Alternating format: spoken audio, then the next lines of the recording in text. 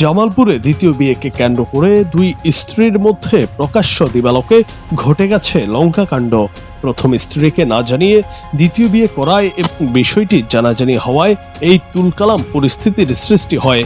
দুই স্ত্রী মুখোমুখি হলে মুহূর্তেই তাদের মধ্যে বাকবিতণ্ডা থেকে শুরু করে চুলুচি ও মারামারি শুরু হয়, যা উপস্থিত পথচারীদের মধ্যে ব্যাপক চাঞ্চল্য সৃষ্টি করে।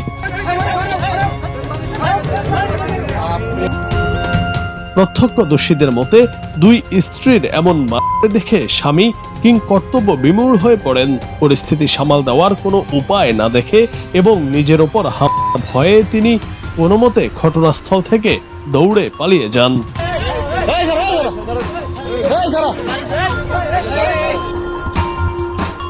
এই ঘটনার একটি ভিডিও ছড়িয়ে পড়ার পর থেকেই নেটিজেনদের মাঝে বইছে আলোচনা সমালোচনার ঝড়। প্রকাশ্যে রাস্তায় নারীদের এমন মারামারিকে সামাজিক অবক্ষয়ের একটি অংশ হিসেবে দেখছেন অনেকে।